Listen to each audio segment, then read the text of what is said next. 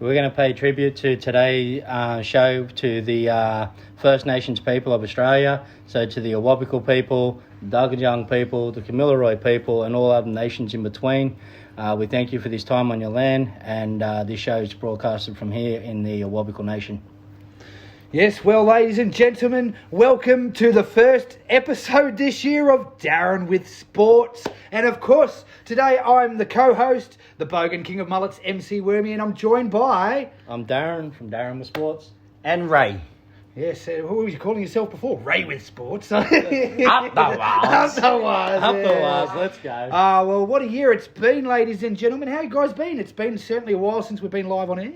Yeah, it's been a while. I think the last time we were live, we did a small show outside of your Morisset place. So man, that was 2020. Yeah, that was a long time ago. We did a show there where you were staying over at Cardiff South. We did a few shows there. We did a few shows at Cardiff South there. Yeah. Yeah, but that was the first one.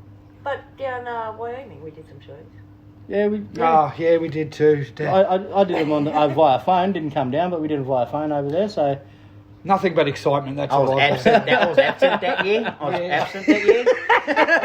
Anyway, this is the first and probably the last one for the rugby league. Anyway, this year. What a cracker year. I mean, come on! Like it's been a year. Like we've had ups and downs. It's great to see the extra teams in the women's rugby league. Yes. That competition seems to be thriving bigger and bigger every year, so I'm really looking forward to talking about that a bit later on. Go with the women. And the old Dolphins, the first year in the competition. Yeah. Old Bedsy Bennett there. Oh, They've done an amazing job. Uncle Wayne, yeah. He's, when he said that in that show, that we are the Dolphins, they were... he's just saying, look, I don't care if we don't win game after game, just as long as we show up every game. And that's what they did, you know. They definitely showed that they're a team of resilience, that's for sure. I'm looking forward to seeing how they actually go next year, to be honest. You know, it's always the first 3 years are always the toughest in anything. I mean, I guess a lot of things, like a lot of players were iffy about going there because of the fact that it's a new club and, you know, not sure if it's going to fold or whether it's going to thrive.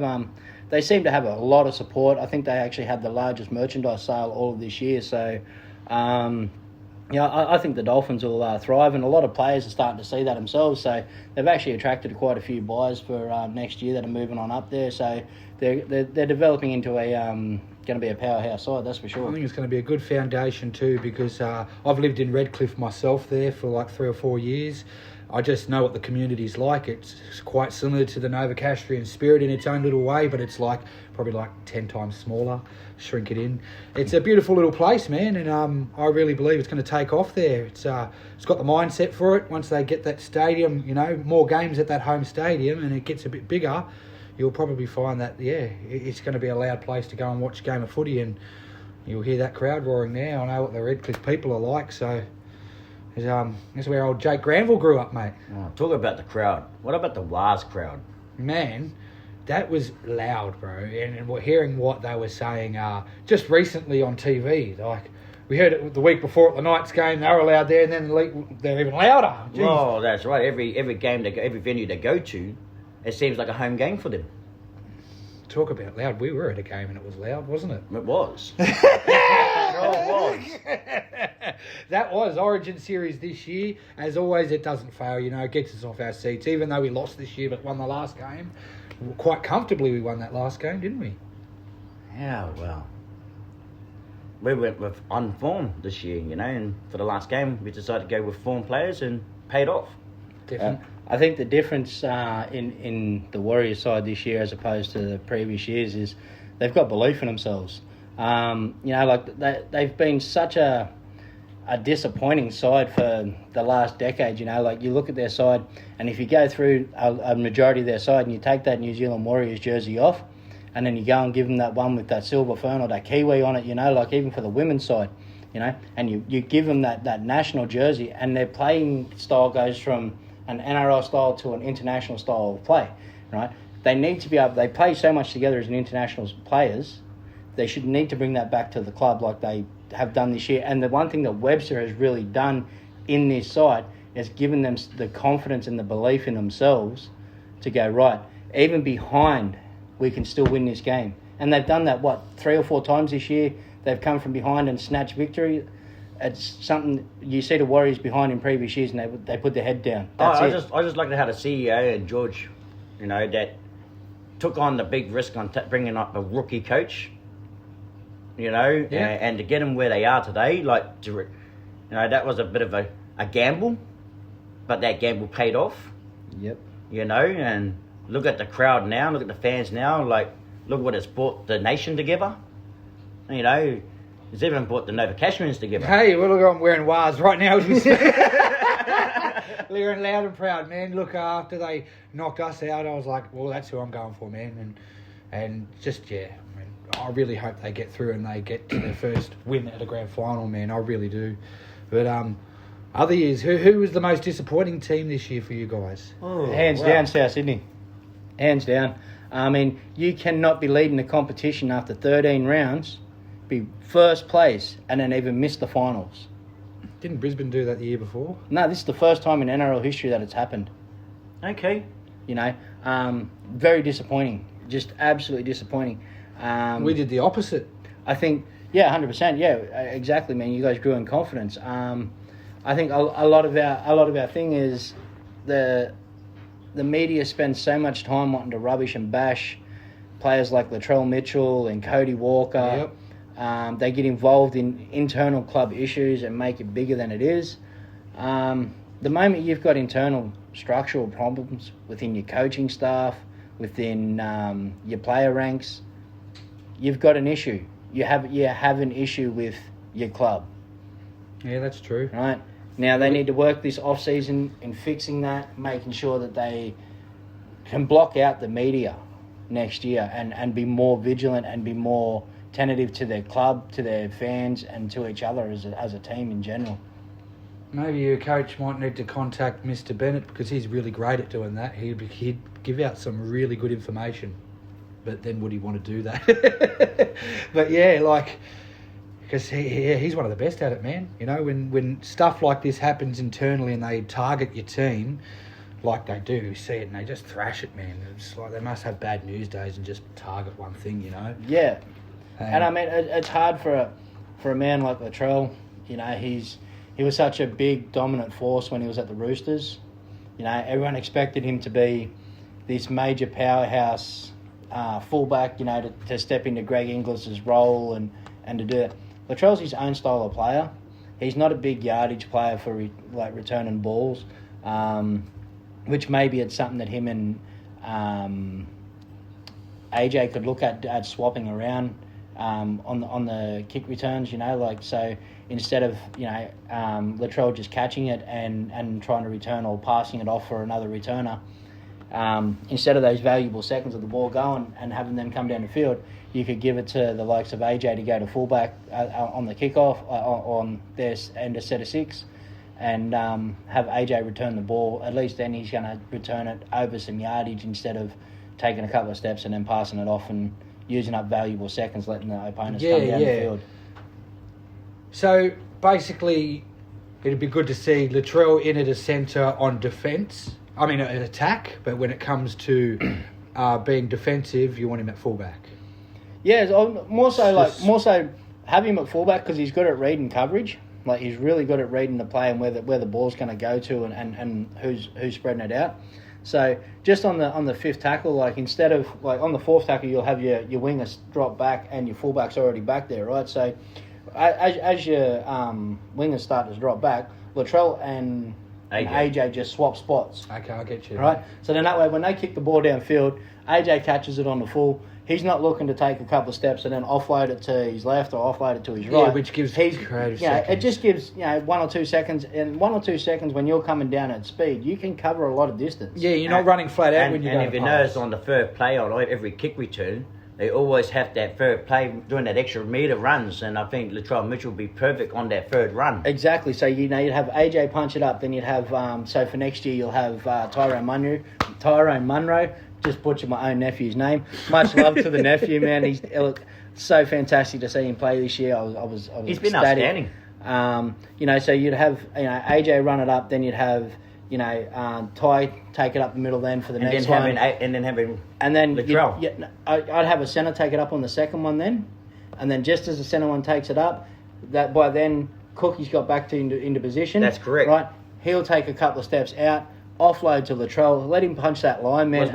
What you've already done, you've created the defence to tighten up on the third play, which gives him that opportunity to run around and do his thing. And then Latrell's great with his vision, with his short pass and linking up with Cody Walker and having Jack Whiten in the side next year.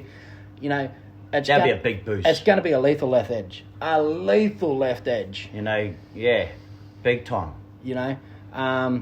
But there's talks now that South are saying that they're going to put Latrell back to centre next year. So, if that happens, and they're going to talk, they're saying they want to put Jack back at fullback. Well, I think Jack can do a good job there. Well, he started off at Canberra as a fullback.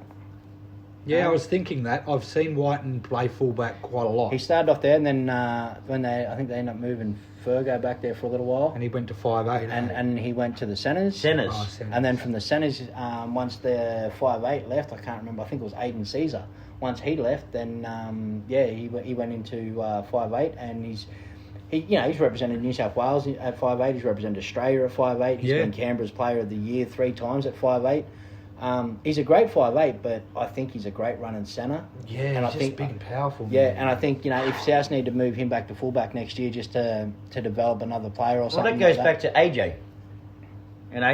Pushing AJ at the fullback and leaving Latrell Mitchell and Jack Whiten in the centres, which was toughen up your wingers. Right, exactly. Right? Like Tyrone Munro and players like them coming up and play the wing spot. And I mean, like you look at across our league now, right, at the men's division, and you look at the size of every team's centres, right? And every team has this tall, lanky, stretchy out centre, right? So you got like Crichton, Graham,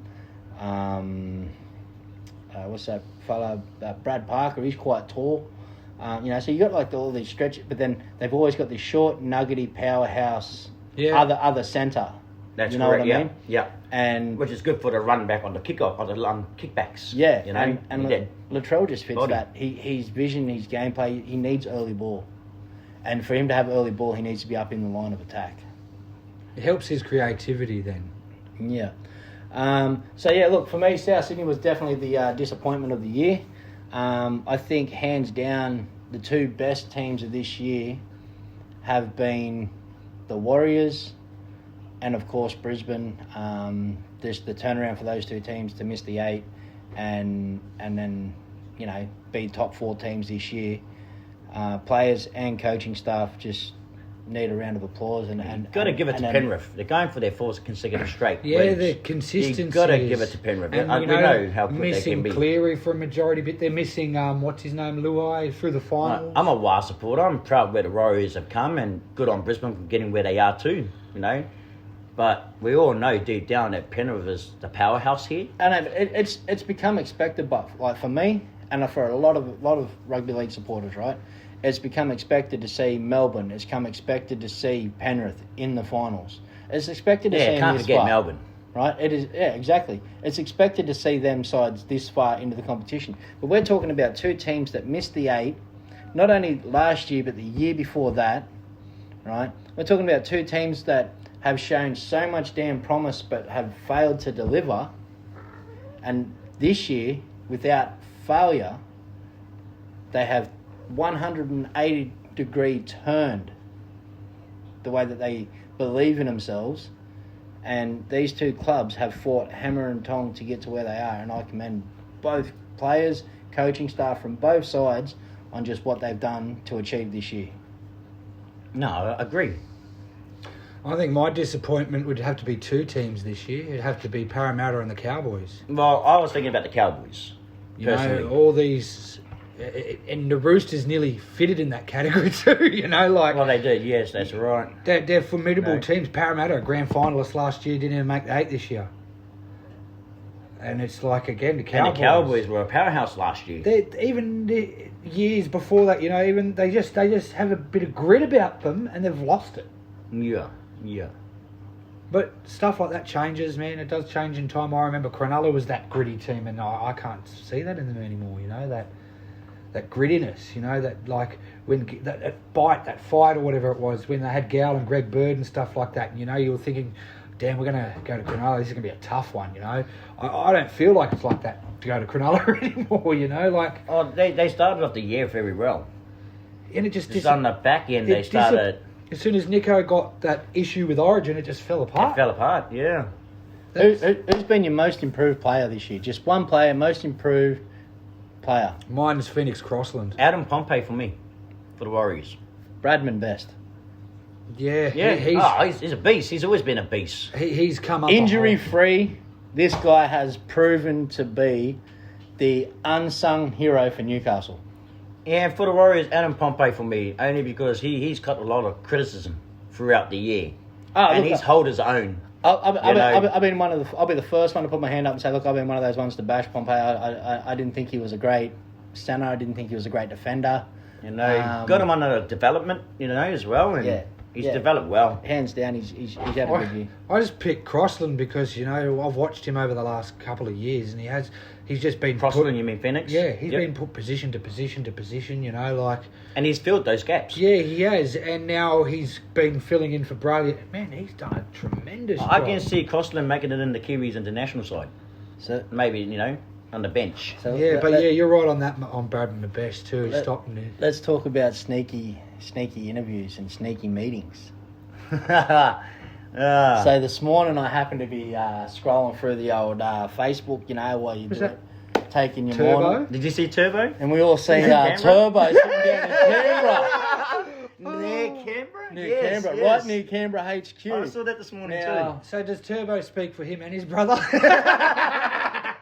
Well, I want to know, does Ben follow as well as Jake?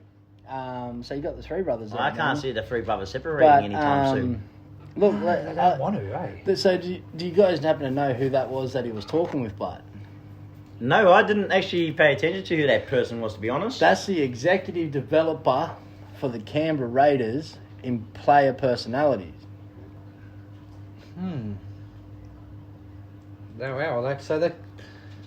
Maybe they're just touching base. Who knows? We don't know. But look, I'm not jumping to conclusions, but like, are we maybe looking at a Turbo move on? Because I think Manly need to do it. I think he's absolutely drawing way too much money from Manly to be sitting on the sideline. I think he's got a sniff of that Seabold effect already, and he wants to.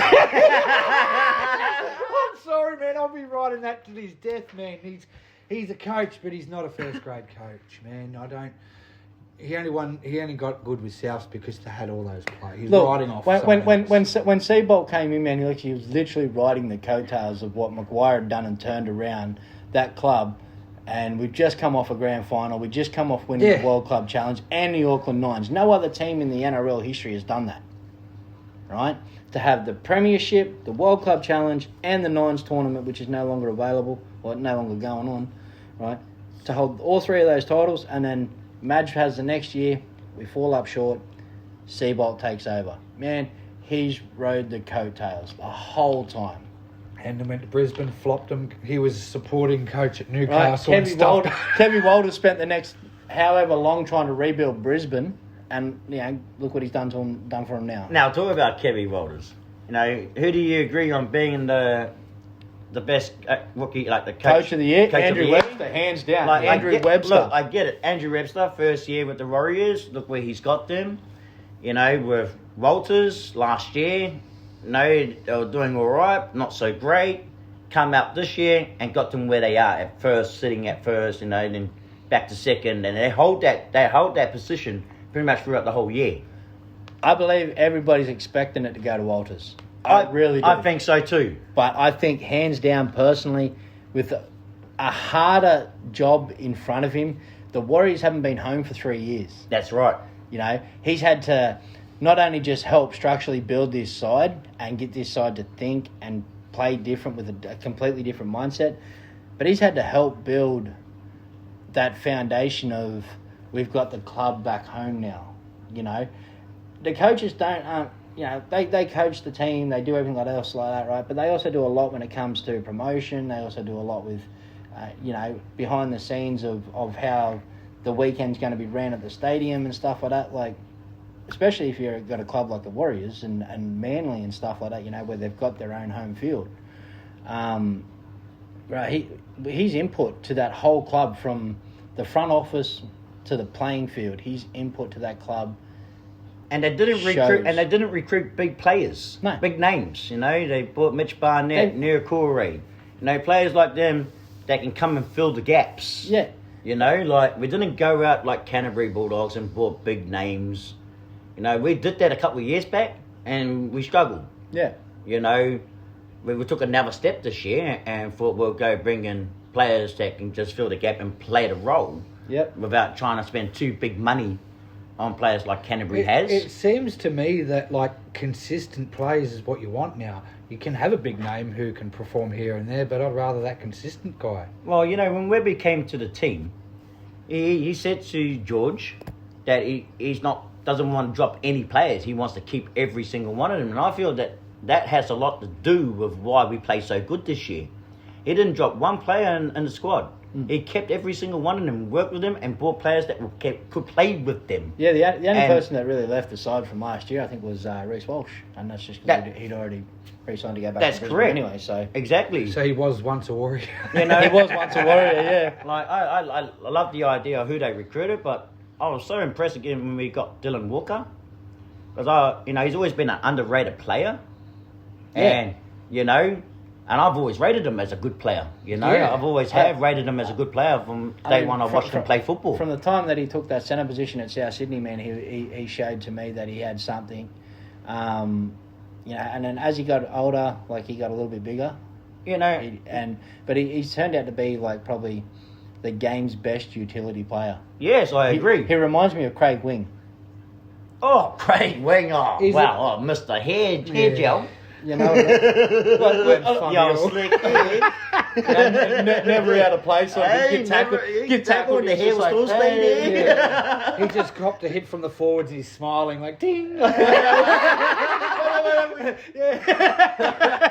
Sort of look like Austin Theory off WWE. Like, Mr. Perfect. No. Yeah, but he was a good football player, he is, you know? and he's proved himself at the Warriors so well, man. And you know what I think it really comes down to at the end of the day? These players that start off in the Sydney, they struggle, man. They're young because of the media. If they're not really good and the media thrashes them, when they go to like a Melbourne or the media's not in their face constantly and grilling them, they're talking about their football, not their off-field stuff. Yeah. 100%. Where in Sydney, that media stuff is they're pains in the butt. So what? You're a Newcastle supporter. I had to look up this guy's name because I'd forgotten. Knights in my wires jersey. Right. So, what's your thoughts about letting go of Dominic Young and bringing in Kai Pearce-Paul from Wigan? Now, as a Wigan supporter, man, I can tell you right here, right now, this kid is phenomenal. Absolutely phenomenal. Well, it's good to see that the Knights are bringing in, players that have a bit of talent. But it sucked for us because we really liked Dom. But you know what? What's happened has happened. Business is business. You've got to move on, and there's always going to be somebody to replace it. It's NRL. So, and the fact that you're already speaking high praises of this kid gives me a little bit of confidence. We've still got Marju. Again, herein lies my problem, but for the rest of that question, right? Will he last? So you take a look at Who have they got? If he doesn't come to expectations that Knights have for this kid, who have you got to replace him and take his spot for now until he develops as a better player? Heim or Hunt? No, didn't they just move him on? Did they? Yeah, I'm pretty sure they got rid of Hunt. There'd be players there for sure, and I'm sure that in that Newcastle team You could there was you could move Yanari Tawala out to the wing. Hey, he's been right. phenomenal. He's been phenomenal for them every time they brought him in. You could play Jed Cartwright in at his centre position. That's what I love about Murata Neokore, the Warriors. And with Jack Cogger coming back to where he belongs in Newcastle, I think that'll give him some depth in there. I think they'll give him a good boost of Jack Cocker, Yeah. Because he's developed well this year. Speaking of, like, I wanted to go back to this real quick, right? We're talking about gains and stuff for teams, right? So we all know who played for the Dolphins this year, but their gains for next year: Herbie Farnsworth from the Broncos, Thomas Flegler from the Broncos, and Jake Avarillo from the Dogs. Now, Avarilla, I rate this kid. I think he's a great footballer. He's got speed in bunches, ready to burn. He's got good vision. But where are they going to use him? Is Coriolis on the way out? No, he didn't. He just signed a 1-year deal with Brisbane. Yeah, he signed. So he'll be a backup? So this is for the Dolphins, not for Brisbane, for the Dolphins. Oh, idiot. Yeah. So okay, so they're losing Branko Lee, Herman Sasa, Pasami Fasuamalawi, and JJ Collins, right? So that's their losses for next year. The one thing that I did find with the Dolphins, it was once they started getting injuries towards their backs, like their forwards had plenty enough in reserve and stuff like that, but once they started getting injuries in their backs, they didn't have backup.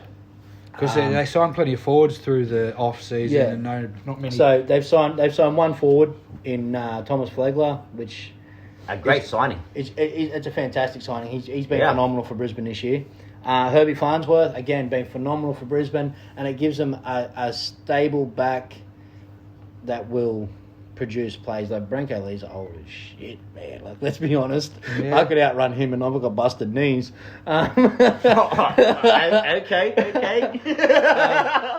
And Jake Avarillo, again, like he's got first grade experience. He's very fast. He's got great vision. He can play a multitude of sports. Avarello. Yeah. That's the question I'm asking. Where would they fill him at? Multiple places, man. Like he can play centre. He can play fullback. Bro, he can play 5'8". has been on fire since he's been playing in the centres. He's I like him too. He's a beast. When Avarillo came into the competition, at first he was a halfback, but he never got a position to play at halfback because of Kyle Flanagan, right? So they moved him to 5'8". Then they went from 5'8" to centre. He could take Couture's position. I don't think he could take Couture's position, but Couture's done an amazing job. I think he'll come off the bench. He gives them depth. He'll come off the bench. So you reckon he'll be used as a utility player? Yeah. No. Utility back? No. I think you'll go to the centres. Get rid of Aiken and Aiken. So he'll take Valance Tafare's spot. Because I can't see him taking Jermaine Asako. Valance Tafade will come off the bench. So you reckon they'll use you and Aiken in the second rows next year? Aiken will come off the bench. Yeah. And they'll play Herbie Farnsworth, and with Branko Lee retiring... Oh, actually, is he retiring or going to Hull? I think he's going to Hull. He's going to Hull, isn't he? England? Branko released. Yeah, it doesn't say where he's going. It's just that he's released.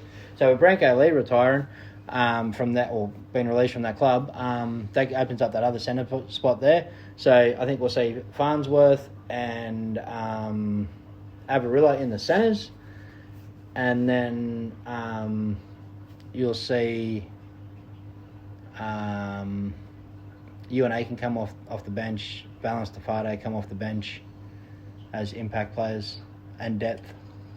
So you reckon they might use Valance Tafade in the second row just to try and get him different because of his size build? I know, I've become a fan favourite of him. I think he's a beast. You know, when I watched that Dolphins, I got to know, I seen him on TV and they were praising him, but then when you watch the Dolphins, you get to know the bloke himself. He's a character. He's another rugby player that come across along with Leo Thompson. Yeah, he's done an amazing job for the Newcastle Knights. Yeah. You know, He's been beast mode. So, all right, we better get rolling with this anyway, guys, because what are we up to? We've done 28 minutes. Well, hang on. I reckon we'll have a break, 5-minute break, and we'll get back into it, eh? Yeah, sounds good. Before we do, I do want to touch base on one thing that I was happy to see within the competition this year, and I think that it's only going to go forward in a positive way. We're starting to see the competition balance out a little bit more evenly with players being moved and things like that, and the salary cap adjustments and whatnot that they're making. They're well balanced through every club. I'm really happy to see that even the clubs that are struggling week in and week out, Tigers. Like the Tigers, like they've been having a big struggle. That's a prime thing there, right there. They've been a struggling side, but they're not giving up. Like they're in there having a crack week in, week out, and they are really starting to move forward with their club's direction. I think the NRL taking a back seat and letting the clubs actually bring their clubs up the way that they need to and approach the games and stuff like that the NRL's done a great thing by stepping back and allowing each club to just basically move forward and build the way that they're entitled to build without pressure from them. The Gold Coast Titans, for a prime example, you know, they were struggling. They were going bankrupt in a fast way. The NRL pitched out $32 million to help them, and they've paid that back within merchandise sales within 8 months. So I think it's great that the NRL has opened up their war chest and basically offered to help any club that is struggling when it comes to the financial side of things, and does allow them to have the opportunity to pay the NRL back. So I think it's a big up with the NRL and all clubs of what they're doing and the foundations of what they're trying to build. But don't get rid of the friggin' Dragons. Like the St. George Illawarra Dragons are the team. You cannot split. I didn't know nothing about this. This Illawarra split cannot happen. It cannot happen. If you dump them, then you're doing as injustice as he did to the North Sydney Bears. Yeah. Oh. Yeah, well, look, guys, we'll be back very shortly after this quick little break. We're going to go have a break, and we'll come back and we'll be talking about a little bit of a debate. We'll talk about the finals so far, the NRLW, the women's finals ahead, and the men's prelims. And, of course, I am the Bogan King of Mullets, MC Wormie. I'm Darren. And I'm Ray. Up the wires!